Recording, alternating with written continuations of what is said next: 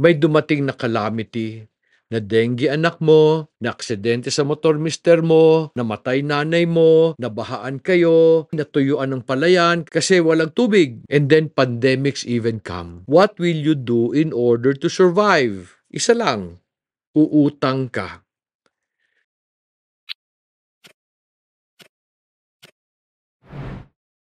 As I was teaching a group of teachers na dapat hindi tayo umutang kung hindi mag-ipon, there was this teacher who came to me, sabi niya sa akin, alam ho nyo, kung hindi dahil sa utang, hindi ako makakaraos or magsusurvive sa dami ng problema ko. Sabi ko sa kanya, hindi ho totoo na utang ang nagsalbar sa inyo sa dami ng problema nyo. Utang ho ang nagpapahirap sa inyo. But before ka mag-react, let me just explain something I learned in life, something very, very important. One of the most important thing I learned in life from the Bible is that calamities will come. Naalala ba nyo yung kwento ni Joseph of how he saved Egypt from 7 years of famine? But before that 7 years of famine, there was 7 years of abundance and nag-ipon siya so that they will not only survive the 7 years of famine, but even get richer during that calamity.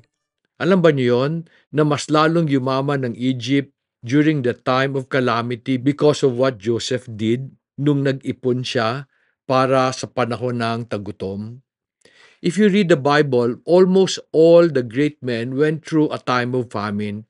Abraham, Isaac, Jacob, sila Solomon. In fact, I read a book that said that in a man's lifetime, he will experience two major and difficult calamities. I don't know about you, but today, mukhang mas maraming calamity ang dumadating sa mga tao ngayon. May pandemic, may recession, may baha, may El Nino.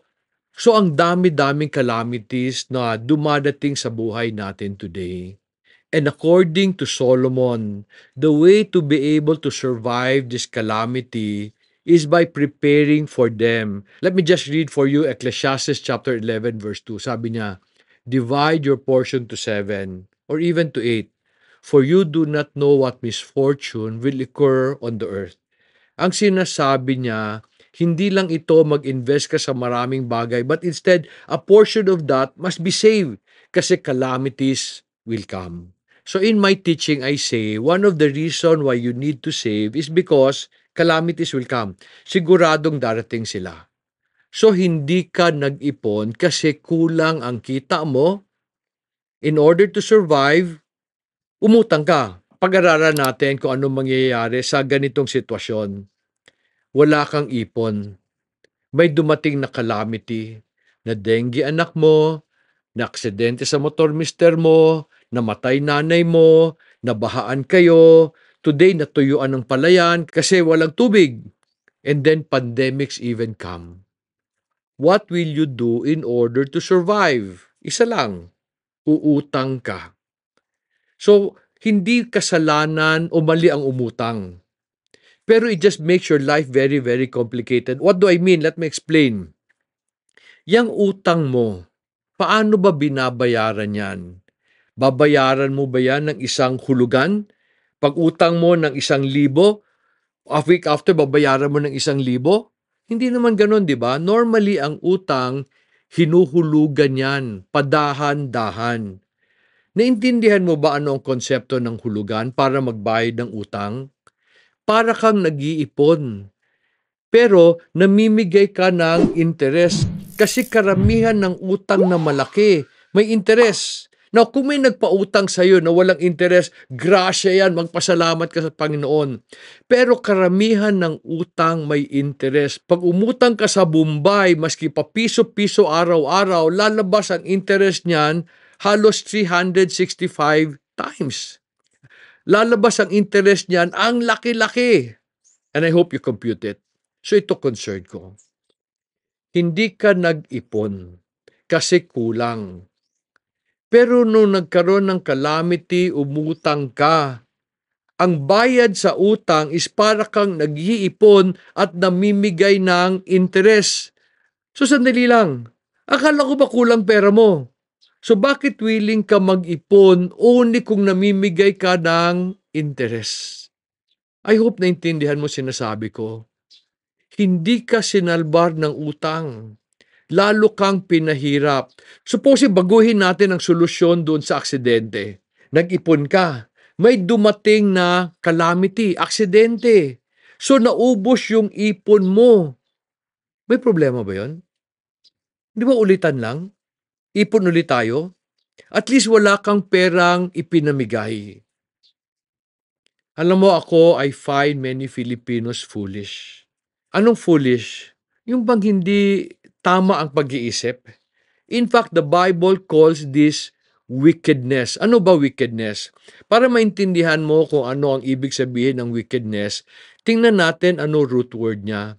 The root word of wicked is wick, yung mitsa ng kandila. Yung twisted rope na sinisindihan mo, wickedness means you have a twisted mind. May sira ang bait mo. Bakit? Kung nag-ipon ka lang sana, dumating calamity, naubo siya, ulitan tayo. Wala tayong pinamigay na pera. Pero pag umuutang tayo, namimigay tayo ng interest, hindi ho ba nyo napapansin na ang dami-dami ng tao ngayon willing magpautang maski walang collateral?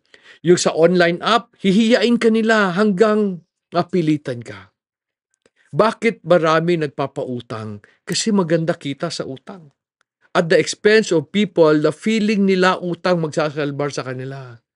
Hindi ho utang magsasalbar sa inyo. Utang ang nagpapahirap sa inyo. This is the reason why I encourage people to save. Savings has many definitions. But one of the definition of savings para sa akin, savings is important because it will save you from calamities. Meron kang huhugutin. To some people, they call it emergency fund. Ako, I believe you should save beyond emergency fund. Kasi mamaya nagiging siyang opportunity fund. What do I mean? Pag malaki na and walang calamity dumating, pwede natin ipang negosyo, pwede rin natin ipang pasyal kung gusto natin.